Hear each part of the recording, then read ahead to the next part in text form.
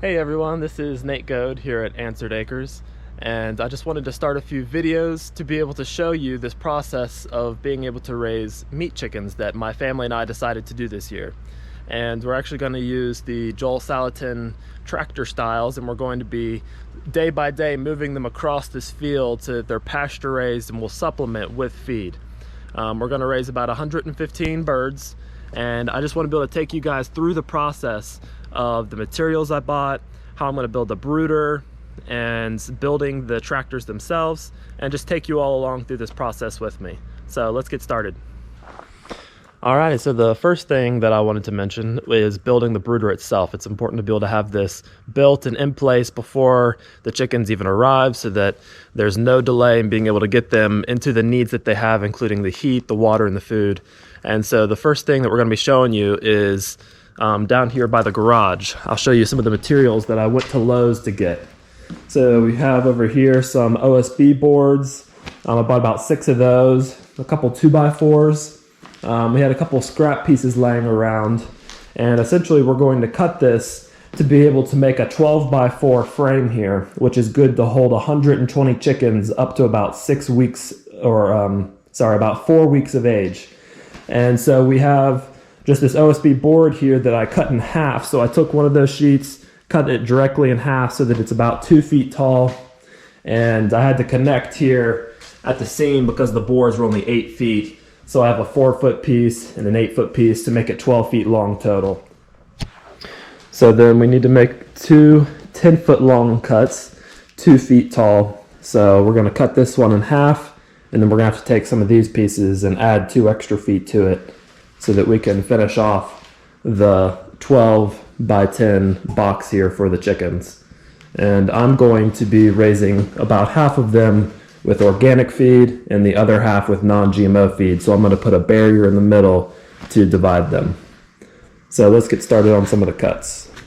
Okay, so we're going to make a couple of the 10-foot cuts. So we're going to start here with some of the OSB boards.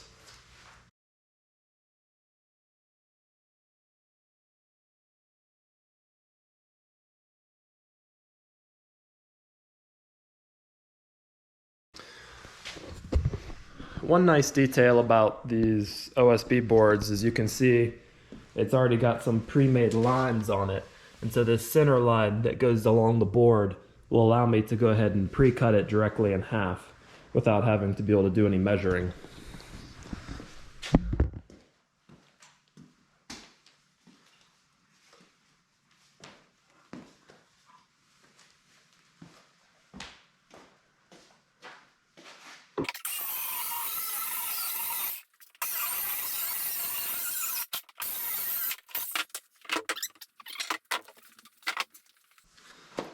So now that we have those 2 8-foot pieces, we now need to add 2 feet to each side in order to make it level of 10 feet width. So we're going to cut this remaining piece that we have over here of scraps, and we're going to cut it as 2 feet long to add to each side.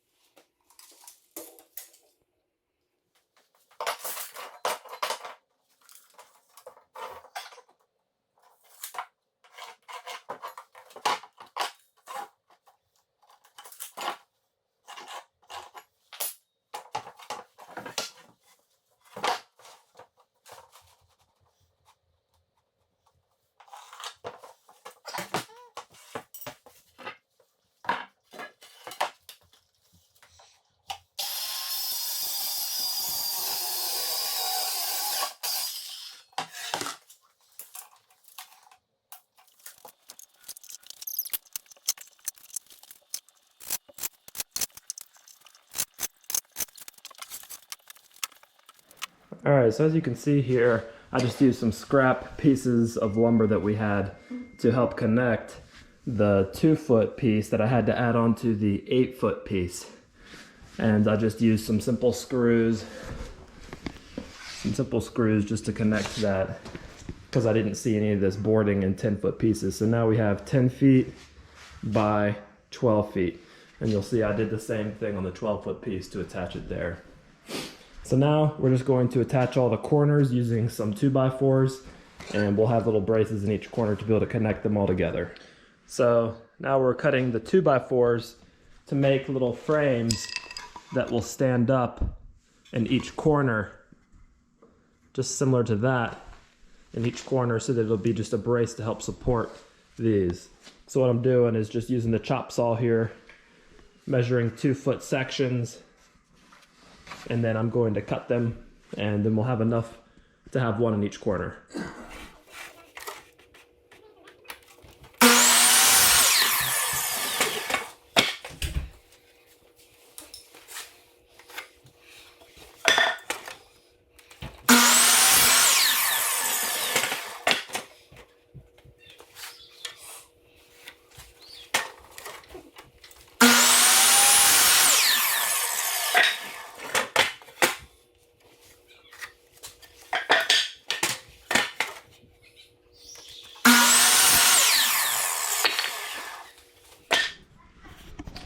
So now I'm going to use a drill, and I'm just going to pre-drill some holes through this right here so that I won't split the wood, and then I'll secure it down with some screws.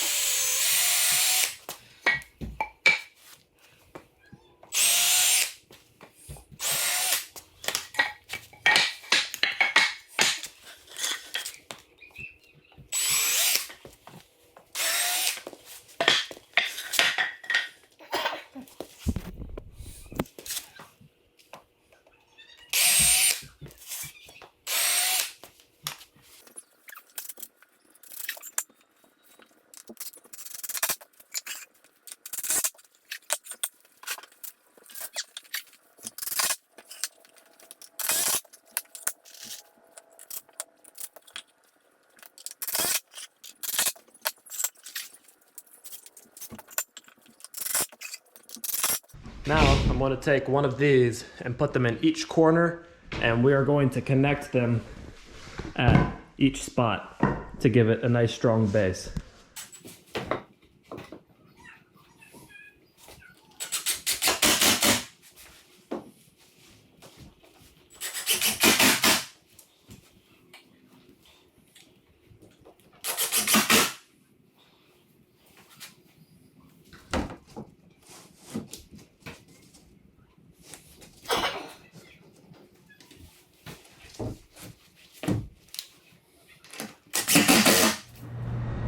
Hey guys, so I have the complete structure here.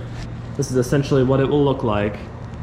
So it is again 10 feet wide and 12 feet long, and I have it divided in the middle because I'm going to be raising about roughly 50 to 75 organic and 50 to 75 non-GMO. And so just from the start, I'm going to be having separate feed containers for each of them, so that way as I sell them, they are completely fed according to the category which the buyer wants.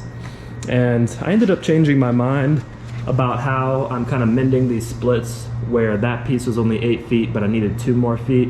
Instead of using these blocks that just look a little bit out of place, I had some extra of this boarding, and instead I'm just going to mend that up against it and screw that into that, and I'll remove these blocks. I think that'll look a lot smoother. So that's what I'm going to work on to update this.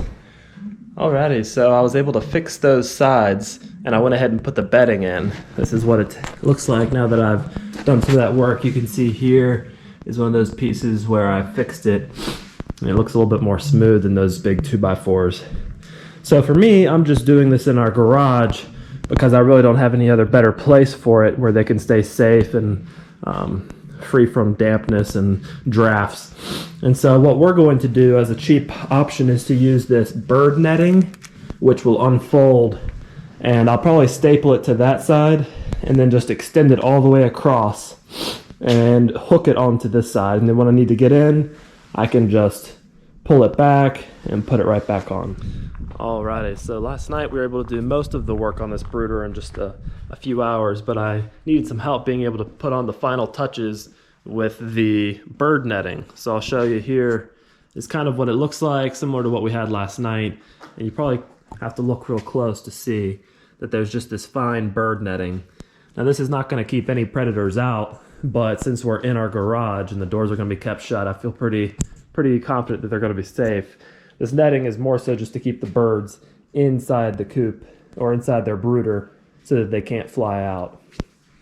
So what I did was I got a 14 by 14 piece of this bird netting from Lowe's, and it was only about $10, and it was big enough to go all the way across. And what I did is I came along this side and I just bundled it up and stapled it all the way down. That way the rest of this has just been laid over, and I have a few screws along the way to try to help keep the netting tight across the top so it doesn't sag down. So this is pretty much the progress we've made so far. And when it comes to doing some watering containers, we'll probably have some 5-gallon buckets, and I'll drill into the side and have the little cups that come off. That way plenty of the birds can be drinking at once. We still need to add a few other features. We're gonna need a pole on each side to run across so that we can hang the heat lamps to keep them warm. And so there's a few more details to come, but this is the project that we've done so far for the brooder for 115 meat chickens.